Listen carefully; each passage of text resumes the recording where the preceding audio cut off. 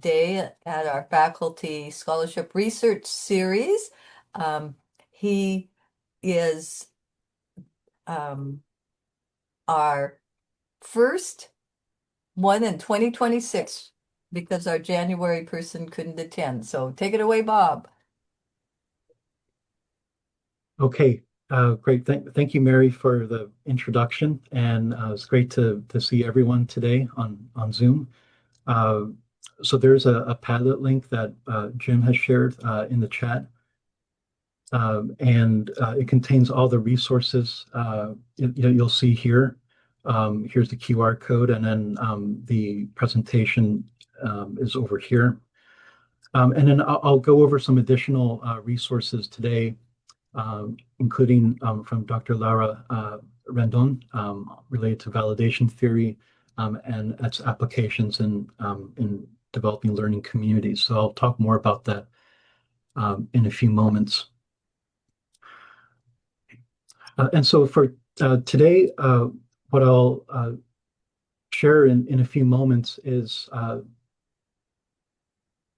from over the past 9.5 years, which has zoomed by pretty fast at HU, is I'll share and I'll unpack these acronyms, course-based undergraduate research experiences, or CURES, to Kahoots. And I'll be sharing some inclusive and equitable frameworks to support student learning communities. Again, the Padlet link is and the QR code is here. And over the next few moments, there will be a Mentimeter reflection question for the audience. But I just want to share a lot of the themes that I've will be talking about today have been rooted over 9.5 years of sort of the teaching journal. So I have a teaching journal I keep, and I'll share some of those reflections and highlights as it relates to learning communities. There's a beautiful quote that Suleika's her recent book called Book of Alchemy, A Creative Practice for Inspired Life. And she describes journaling as a process that's utterly alchemizing. It takes a lot of our vulnerable moments as educators, whether it's in the classroom or in the lab or an experiential learning opportunity for students. And it has practical applications in every area in one's life and work. And there's a beautiful part Suleika mentions that the journal is like a chrysalis. And as I reflect over the years, it contains a rich set of reflections, helps us to adjust and navigate, especially coming through the pandemic and the post-pandemic challenges that we face today. And so today I'll kind of distill a little bit some of the goofiest parts and some of the unformed self parts that will be highlighted in a few moments. Again, I'll start at the heart of teaching as it relates to learning communities, supporting students. And then afterwards, I'll then kind of zoom out to more educators as change agents and how that applies to program and course learning outcomes. So you may recall back in August of 2025, it seems like it was yesterday. It was nice to see the sunshine today, earlier this morning. And just want to highlight here, I'll be sharing a little bit, distilling this concept of open science. And back in Faculty Day, alongside with Dr. Alex Alexiadis, there were a few words that the audience shared when we think about open science and open education.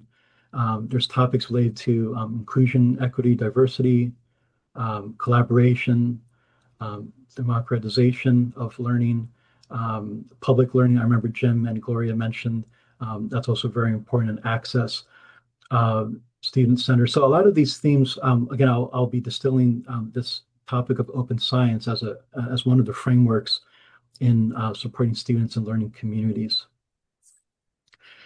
This now segues into a question that I'll share. This is a Mentimeter, and I'll drop this also in the chat in a few moments. So here is a Mentimeter that you'll see displayed here.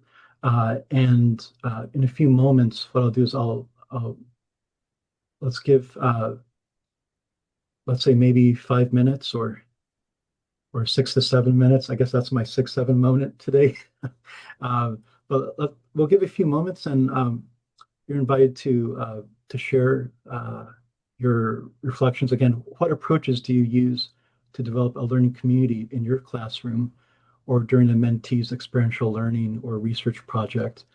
And again, this can be reflections that you're invited to share, and then we'll after the next 5 to 7 minutes, I'll then kind of read through and share some of these highlights. Okay, so let's give maybe about uh, 5 to 7 minutes.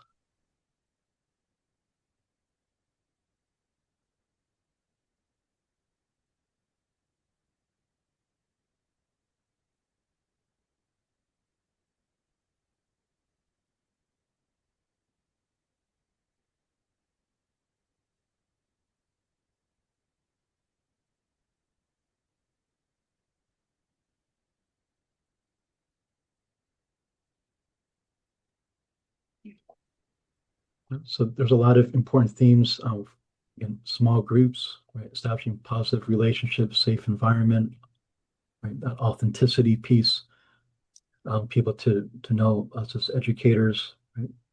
Right, to hear the students' voices, right? Developing their interests. Yeah, these are excellent. Peer review, yeah. Collaborative assignments, right? That they feel part of the environment, right? Intellectual, safe spaces. Yeah, these are excellent. A mix of groups, right? So for the wider community of peers. Yeah, and then yeah, learning everyone's name. Yeah, that's wonderful. Yeah, yeah, I love these approaches. Maybe we'll give maybe about 4 more minutes. Yeah, I also like this too. I also make a lot of mistakes myself. So yeah, it's great to have that sort of humanizing factor. Yeah. I think pair share is also a great way, right, to develop a community of learners. Yeah. And then also uniqueness of each student. Yeah. Yeah.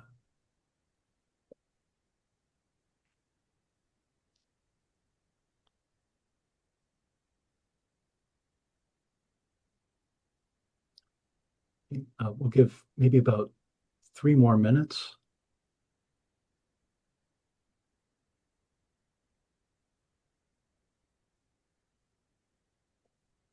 Yeah. Learn names, yeah, also preferred names and also pronoun or pronouns, right? Used preferred. Yeah, that's great. Yeah, practice listening. Yeah, that's wonderful. Yeah, the think, pair, share.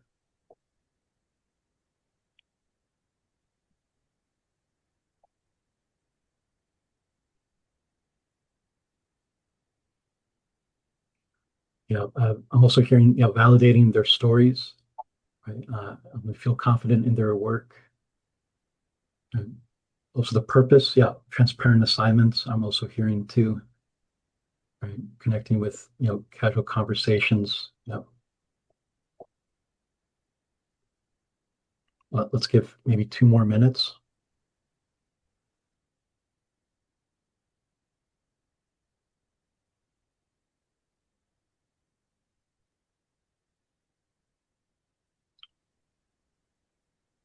Yeah, also allowing time for students to guide future discussion topics. It also helps with their self-confidence and presenting.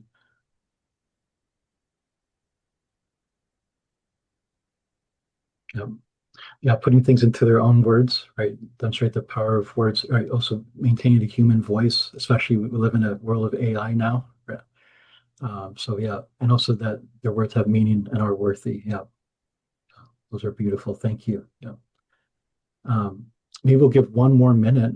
And so after my iPhone tells me it's when it gets to 12:11, then again, you can also share additional reflections, and then after that, I'll segue to sort of clarifying the open science themes.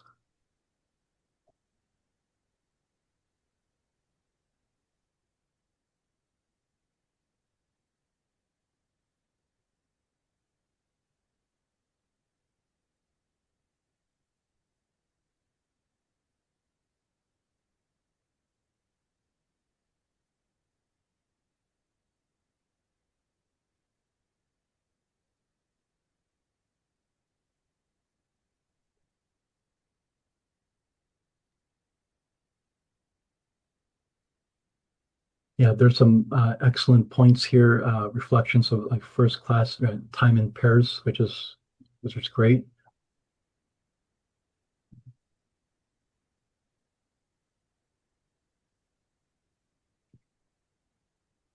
So one of my the homeworks I'll do after today, as I got the case of the Zooms today, is I'll post these reflections into our Padlet. I'll do that after our presentation today. And again, with a lot of the important themes that were shared earlier, again, all these are important topics that I will emphasize on and also share some examples within the area of biology education and biology research. So I'll define here from UNESCO open science. So open science is a set of principles, practices. Again, their main goal is to provide scientific research, peer-reviewed research, again, from all fields to have them accessible, and also that it benefits scientists, but also society as a whole. And then open education, what I'll share here, I'll place this in the chat.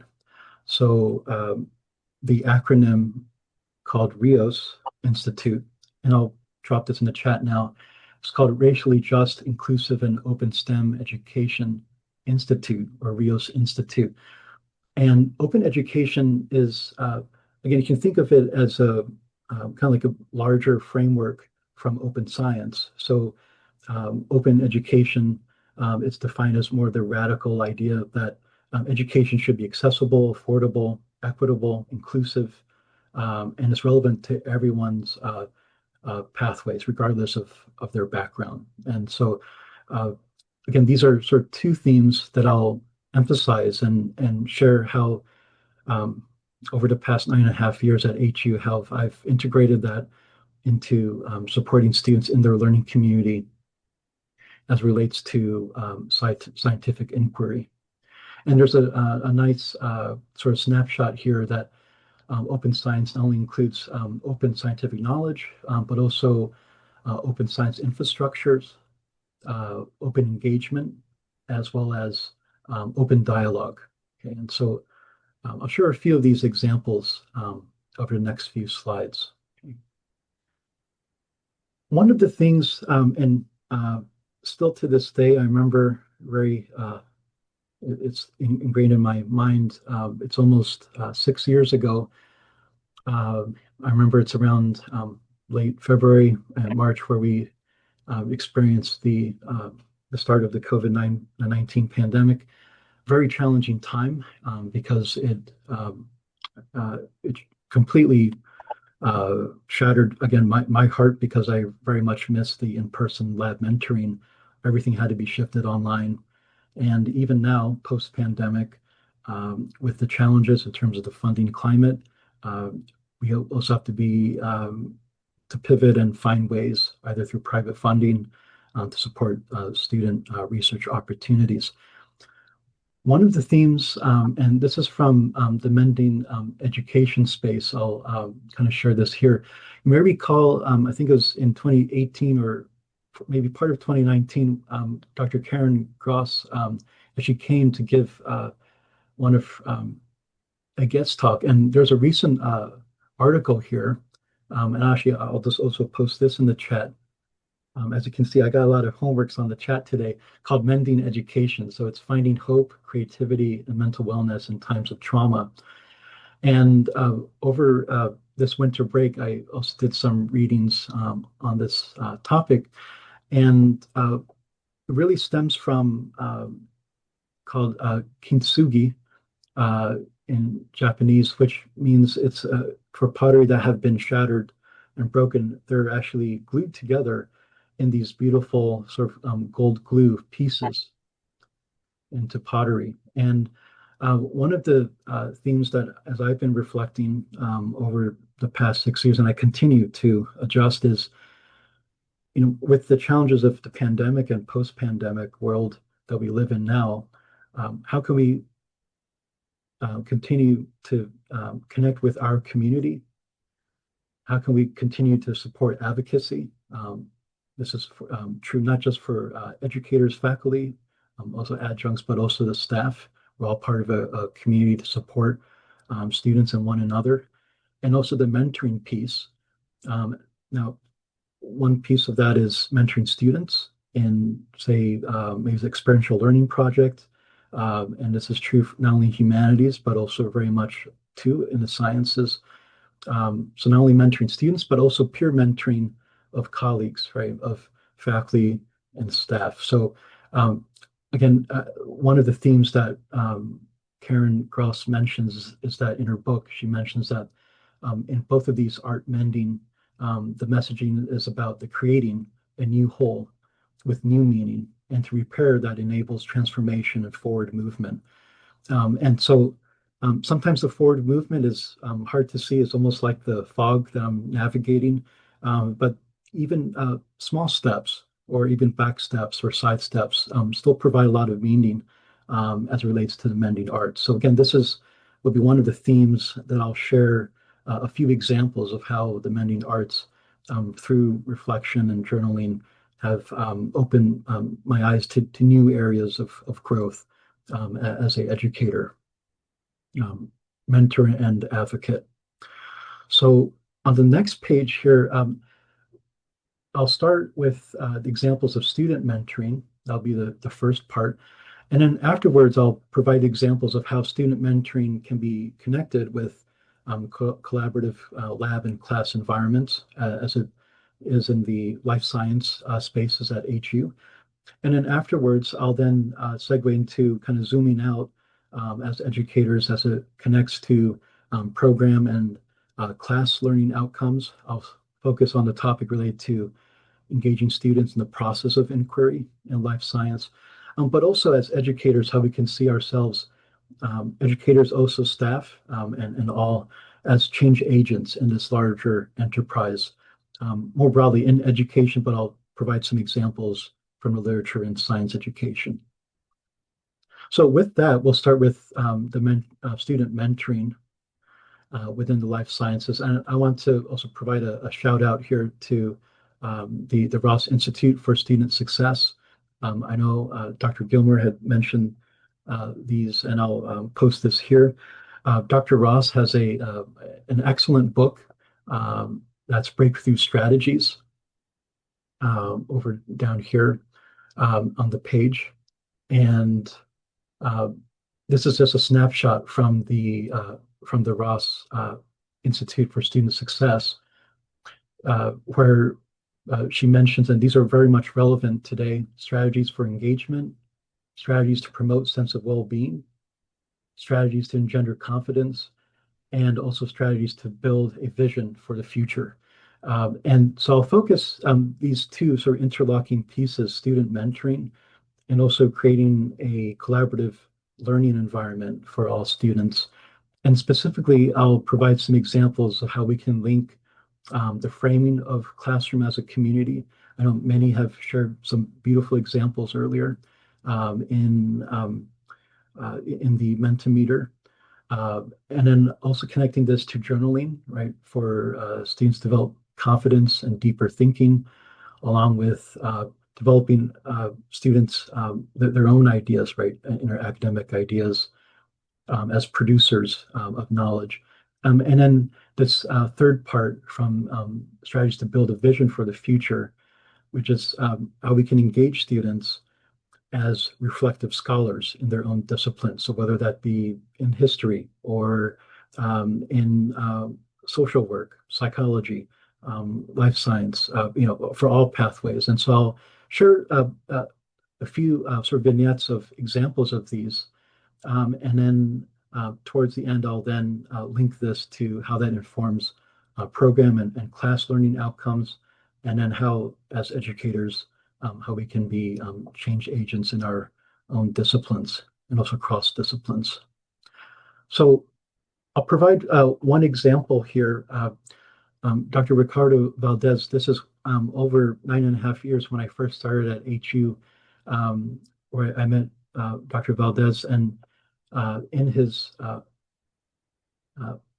thesis, his work entitled Relationships Between First Generation College Students and Faculty, so a case study at a small rural private university. This is in 2016.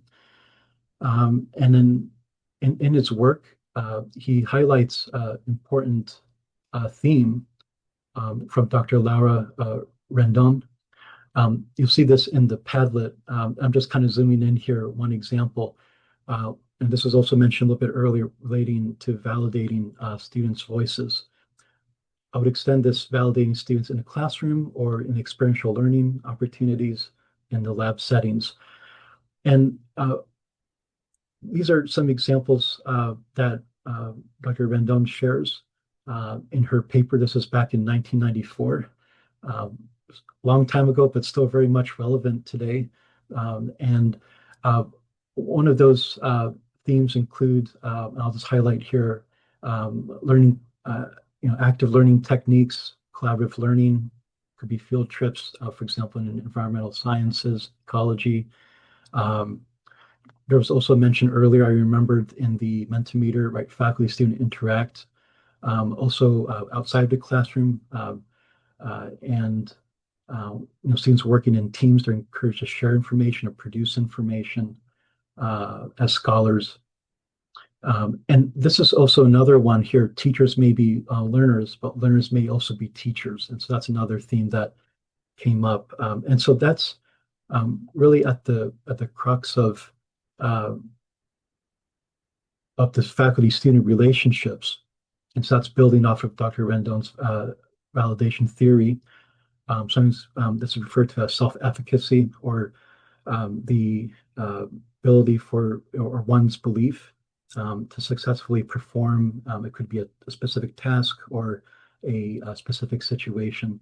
And there's also, again, there's unique experiences for each student, ways that faculty, staff can work together to support students. And we have many of those on at HU campus, but also continuing to find new ways to support students. So Dr. Valdez talks about the model of compassionate communication. And then the last part is organizational conditions, and then community theory that you mentioned. So there's a lot of also social dimensions, also cultural aspects as well to support student. And also familia is also another important theme as well. Uh, One of the themes that I've incorporated here, there's also a link that you'll see more that I'll post here, which are sort of guidelines that I share for inclusive, equitable voices in the learning community. And over the since 2020, I've been part of a regional and also nationwide organization. It's called the Partnership for Undergraduate Life Science Education, or PULSE. And one of those themes includes what we call is dynamic governance, very similar to shared governance, but it includes ways in which there's curiosity and learning, there's mutual support, abundance mentality. Everyone has unique ways and ideas to share ideas. Also, no one speaks twice until everyone speaks once. And then I just want to highlight here to also build group trust and synergy. So while I've applied this in the student mentoring spaces, more broadly, this can also be applied to in our shared governance structures too. So whether that be peer mentoring with faculty or staff. So those are just some of those themes, and I also dropped this in the chat. Again, you'll see that in the notes in the Padlet. So in setting the frameworks of linking Dr. Ross's breakthrough strategies and also Dr. Valdez and Dr. Randon's, and many have, really shout out for all the scholars that have um, contributed important contributions in this area. I'll share in the next few slides a few examples to highlight the students' their own unique ways that they share and develop as reflective scholars in the life sciences. One of these examples is our HU alumna, Elizabeth Cervantes.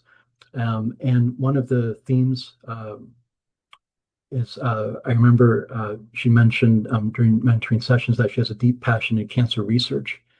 And one of the themes from her first author article is that with culturally responsive mentoring, we present a framework where senior undergraduates can be role model scholars in their own disciplines, where they can give a guest talk either in person or virtual to students in first or second year um, learning settings. And she shared her example of her um, interest in how cancer cells spread, or we call this metastasis. So in her article, again, this is also posted. I'll post this in the chat here. Okay. Uh, so it talks about kind of breakdown related to reflective mentoring, and so builds off of themes also from uh, Dr. Randon and colleagues related to validation, but also topics that include deep listening for Dewsbury, reflection on action and inaction from Sean, um, and then building off from Dr. Gay Buckley and Kaheti. Again, this cyclical process where rooted in Native Indigenous culture, creative arts, and observation, how observations can lead to, whether that be in the health sciences or environment, can provide mentoring spaces for students, but also as mentors, we're also part of this learning journey as well. Um, and to be aware that there might be ways of mentoring or teaching for as educators and mentors, we might also need to adjust to support each student. And so that's a kind of like a breakdown of those themes from Elizabeth's first author article. And through this process, she is passionate in biology, also in the medical lab sciences, and she graduated in 2023 with in the medical lab sciences pathway. So this is just one example. Again, developing this sort of pathway cycle. So at this time, this is maybe in 2020, 2021. So just completed general biology, molecular cell bio, and in this internship or capstone for credit. I should just mention here now, zooming ahead now, we're now in 2026. I have used in creative ways using capstone courses or kind of informal mentoring, could be at the open makerspace, where I would meet with students and also connect them with students that might be in molecular biology. And the students in molecular biology would kind of share their own team projects with first or second year students in this kind of informal spaces. And so that's been exciting to see how reflective scholars can also be mentors as well for first and second year students. I'll share a few more examples before I segue into how this applies to program course learning outcomes. So the next example is Rosario Ramirez. So she started her journey in medical lab sciences. This is before the pandemic. And there's a science conference. I'll post this in the chat. It's called SOCNAS, which stands for the Society for Advancement of Chicanos, Hispanics, and Native American students in science. And so this is back in, almost feels like it was yesterday, but around 2017, she was at SOCNAS, so presenting her work. from these single-celled organisms that live in the freshwater called tetrahymena. And so in her article, and I'll kind of post this real quick here, she talks about developing this really unique way to observe tetrahymena. So it's a contribution to the scientific field, but also more broadly. So she also applied some examples of very low cost microscopes, fluorescent microscopes that could be used in outreach settings. So that's kind of like a highlight of Rosario's work. Um, and I think in later, the next year or so, she then graduated with a Bachelor of Science in biology. So kind of emphasize again unique pathways that we can support all of our students at HU. The last one here, which I'll share, is an example. And I'm going to explain this acronym SOAR. It's a little bit different than what Dr. Gilmer mentioned. But in 2018, what I'm sharing here is these cures, or we call course-based undergraduate research experiences. You can think of these as not an entire summer research experience or experiential learning project, but rather it's kind of like a little tiny piece built in, linked with the learning objectives in in the class. So, for example, there will be class discussions, and over the past 6 years, I've used Kahoot as a way to engage students. I would create questions that are focused on application analysis and evaluating data. This creation piece is then linked to authentic team projects. There was one theme that was mentioned earlier in the Mentimeter, kind of hearing the students' own ideas. And so I really embraced that as a lifelong learner, to hear their own ideas, and how I can then best support and link them to specific peer-reviewed articles to develop their team projects. And this cycle then continues as they go through the next round. Maybe it's a new class.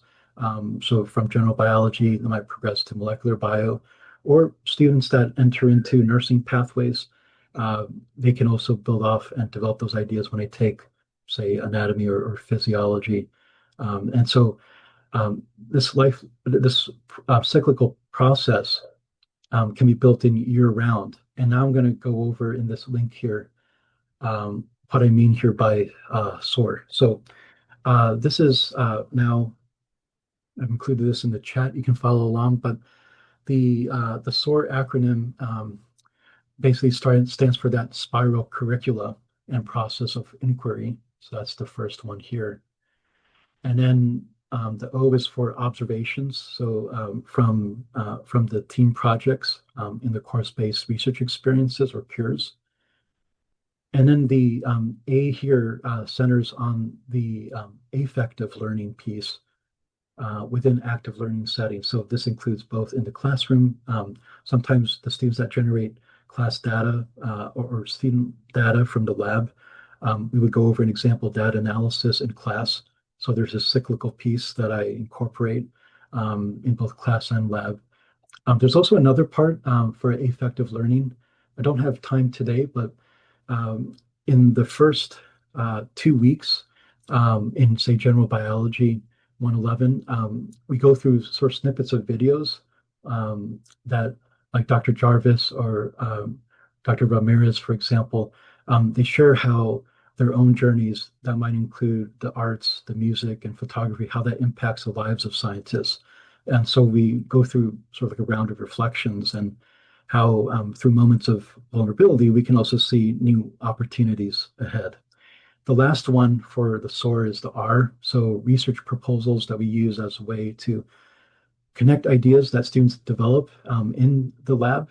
And they showcase that at the end of the semester through presentation and through writing. And I'll mention in a few moments when we get to the how this applies as educators for the program and course learning assessment, how that has also informed me to grow as an educator and mentor, ways to intentionally build in new ways to support students along their educational journeys, not only during the semesters, but also throughout their years at HU.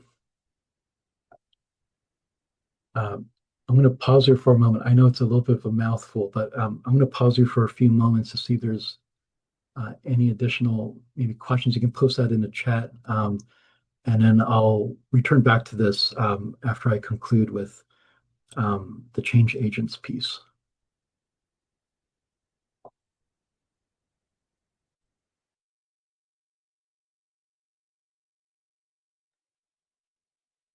Okay, so there might be more themes coming up. So I'll now segue now to how these themes can apply. Before I get to there, there's also just a quick shout out. Kat Burke and Maria Sanchez, they developed a project. They took developmental biology and molecular biology. And in a few moments, there's this short video. They actually created this little short soundtrack. They looked at planaria regeneration in Procatella and Dugesia. And yeah, that's awesome. Yeah, for the McNair scholars.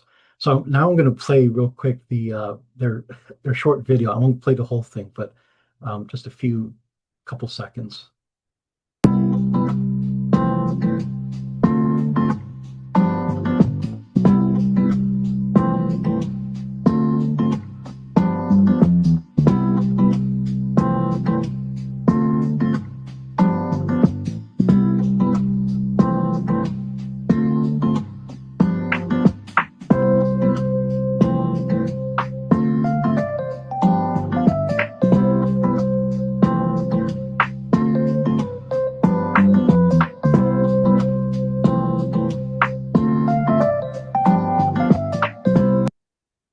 Okay, so the soundtrack, it was all of them, but they created this short little video, which is pretty neat to see, and kind of provides a framework for future research in this fascinating area of regeneration in planaria. They live in the fresh water.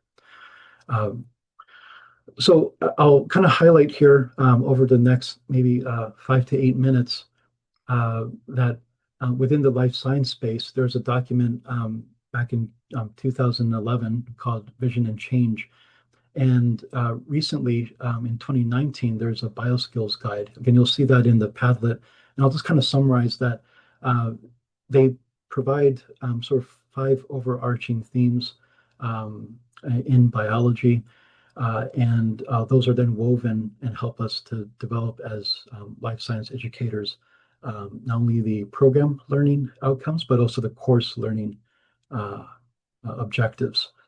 And I'll share here in a few moments. There are 3 courses at the 300 level where I worked in collaboration with Sarah Becca. And I've kind of focused on that interpretation and experimental design as examples. And I'll share a table in a few moments. So not only does it leverage resources, but I'll emphasize 2 more. One is the self-assessment as a lifelong learner to develop areas that I can change and strengths that I can uh, repurpose and adjust for different courses. And I think the last piece, this was one of the themes in January as I'm reflecting to promote, departmental dialogue, but I think also broaden that to university-wide discussions. These themes are also broken down in this table, and I'll just highlight a few here, like developing a research question. Maybe it's centered on how planaria regenerate, and we kind of zoom in and kind of delve a little bit more. What is the literature? What are research done in that area? What are questions that still need to be addressed? And then the other part, it's the project design or study design. So how we can then plan, evaluate, implement the ways to test that question or hypothesis. The fairly recent one that many of my colleagues at the HU Science Department have helped me grow in ways I can develop ways to in terms of data interpretation and evaluation.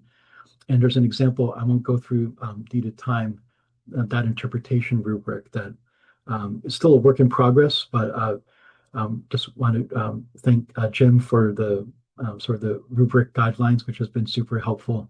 And this has really continued to inform not only the assessments piece, but also ways I can adjust both class and lab. Um, the last part, as I just earlier talked about, again, this again unique student journeys and their pathways, and how we can build learning communities to support each student. I've talked about the program learning outcomes. So now this segues into there's an article in Science in 2019 where it was talking about evolving roles as scientists as change agents. Sometimes they call this science faculty with education specialties. A lot of acronyms here today, but really highlights really three parts. So one is the K through 12 education, the science education, research, and undergrad science education. And then these are themes I'll mention a little bit more when I conclude um, my presentation in a few moments. In this article, there's a survey that asked across the U.S. For faculty, what are the aspects of undergraduate science education that they felt was most important. Now, I feel that all of these are very much all important, especially the promoting student diversity, inclusion, equity, and that is woven across undergraduate research. But most, just around 50%, strongly agreed with improving courses curriculum, followed by retention. There's some examples of faculty teaching practices, involvement in undergrad research, including the course-based undergraduate research experiences or CURES, academic assessments, which is here, and then teaching assistants as it relates to R1 institutes, larger institutes. So um, I would say that since then, there's a few articles in this area now, but I think there's this greater emphasis now how us educators, how we can be change agents, but also advocates and also learners in the process as a learning community. And so with that, before I get back a few moments here, just want to emphasize that I think for the next phase, will be important as learning communities is how we can support student success, but also that we can support cross-disciplinary peer mentoring networks. And I think there's opportunities as we support students in their own disciplines as reflective scholars. I've shared some examples of year-long cures, but how that could be integrated with the class and lab at HU and their summer research experience. Um, I'll just mention there can be many creative ways to integrate these themes. And then the last one, again, integrating themes on open education and open science to also provide opportunities for post-baccalaureate experiences. I think one of the things that we're learning since the pandemic and post-pandemic world now is the need now to also reach out to post-bacs, so our HU alumni. And I've always reminded to always think about, Rosario always mentioned about limitless opportunities, and again, following our passion and supporting students, again, linked to the HU mission here. I'll leave with two more themes. So I want to dedicate the presentation today to our dear friends and colleague, Dr. Sol Neely, Apanaki Pakli, and Ed Ralscope. They're very much in our hearts and minds and spirit today. Also, the late Dr. Joanne Otto, she was at Western at the biology department, but since 2020, she's been a vital mentor when I was a postdoc at Children's and then transitioning to HU, and then dedicating this to past, present, and future HU students. I'll leave here with one of the memorable quotes by John Lewis that, again, as a HU community, ours is a struggle of a lifetime or maybe even many lifetimes. And I'm always touched when John Lewis mentions, again, that each of us in every generation must do our part. And if we believe in change we seek, then it is easy to commit to doing all we can, because the responsibility in ours alone is to build a better society and a more peaceful world. And so with that, I'll give back time today. Again, just want to acknowledge everyone. It's really been a pleasure with the mentoring experiences, and all the students have been really reflective scholars in their own unique pathways. Again, thank you for your attention, and I'll take questions. Thank you so much, Dr. Bob.